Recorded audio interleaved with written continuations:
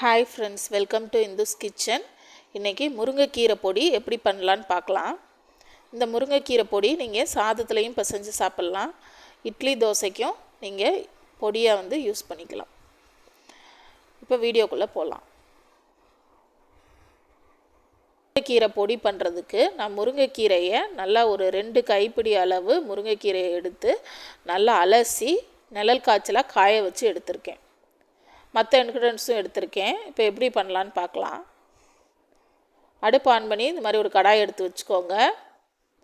அதில் நம்ம இந்த முருங்கைக்கீரையை சேர்த்துக்கலாம். இந்த முருங்கைக்கீரையை நம்ம ட்ரை ரோஸ்ட் பண்ண போகிறோம்.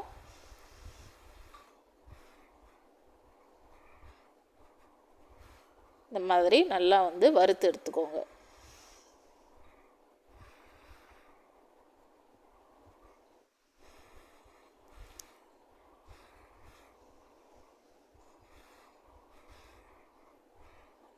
மீடியம் ஃப்ளேம்லேயே வச்சு நல்லா இந்த கீரையை வறுத்து எடுத்துக்கோங்க. இந்த மாதிரி கையில் எடுத்து பார்த்திங்கன்னா நல்லா நொறுங்கணும். அந்த அளவுக்கு நல்லா வறுத்து எடுத்துருங்க.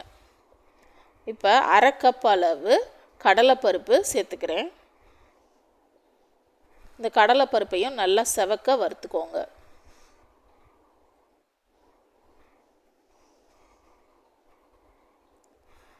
இதை ஒரு பிளேட்டுக்கு நம்ம ட்ரான்ஸ்ஃபர் பண்ணிக்கலாம். ஒரு 3/4 கப்பு உளுந்து எடுத்திருக்கேன், அதையும் சேர்த்துக்கிறேன். இதையும் நல்லா செவக்க வறுத்துக்கோங்க. மீடியம் ஃப்ளேம்லேயே வச்சு வறுத்துக்கோங்க, அப்போ தான் நல்லா வறுபடும்.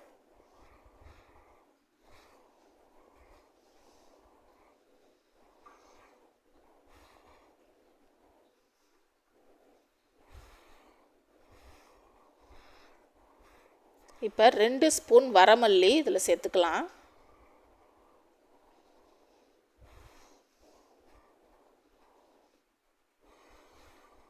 நல்லா வறுத்துக்கோங்க. அதையும்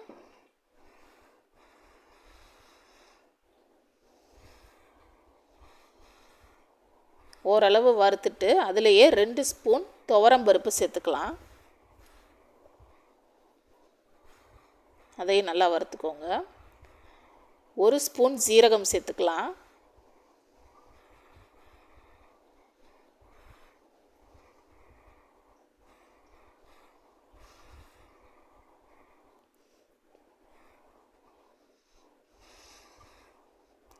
ஒரு ஸ்பூன் மிளகு சேர்த்துக்கலாம். இது எல்லாத்தையுமே சேர்த்து நல்லா செவக்க வறுத்துக்கோங்க.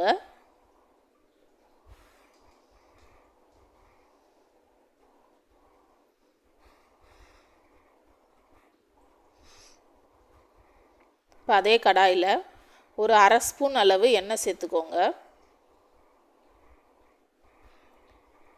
அந்த எண்ணெயில் இந்த மிளகாவை காஞ்ச மிளகாவை சேர்த்துக்கலாம்.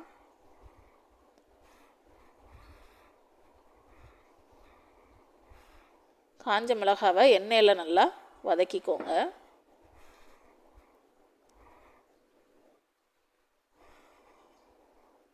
லைட்டாக இந்த மாதிரி எண்ணெய் ஊற்றி வதக்குங்க. அப்போ தான் இந்த பொடி ரொம்ப நாள் கெட்டு போகாமல் நல்லா இருக்கும். ஒரு 1 மந்த் வரைக்கும் நீங்கள் வச்சு சாப்பிட்லாம்.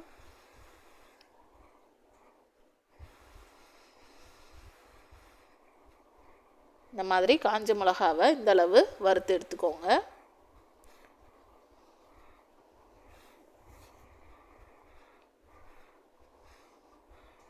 அதில் 5 பல் பூண்டு சேர்த்துக்கலாம். நம்ம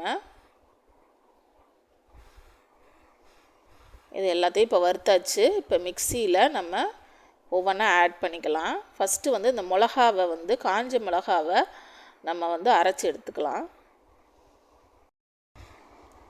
இதில் மிளகா 10லேருந்து 12 மிளகா சேர்த்துருக்கேன். உங்களுக்கு இன்னும் காரம் அதிகமாக வேணும்னா நீங்கள் இன்னும் கூட மிளகா அதிகமாக சேர்த்துக்கலாம்.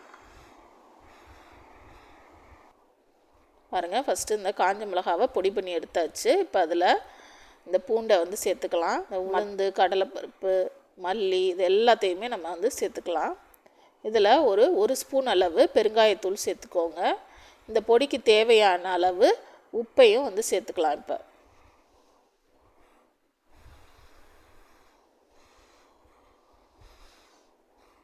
நீங்கள் எந்த அளவு பொடி அரைக்கிறீங்களோ அதுக்கு ஏற்ற மாதிரி இன்க்ரீடியன்ட்ஸ்லாம் போட்டுக்கோங்க. உப்பு வந்து சேர்த்துக்கோங்க. இப்போ இந்த முருங்கைக்கீரையும் இதில் சேர்த்துக்கலாம். இப்போ இது எல்லாத்தையுமே சேர்த்தாச்சுங்க. இது எல்லாத்தையுமே சேர்த்து இப்போ பொடியாக அரைச்சி எடுத்தாச்சு. ரொம்ப வாசமாக இருக்கும். இந்த மல்லிலாம் சேர்த்துருக்கிறதுனால ரொம்ப டேஸ்ட்டாகவும் இருக்கும். கண்டிப்பாக ட்ரை பண்ணி பாருங்கள். Thank you friends.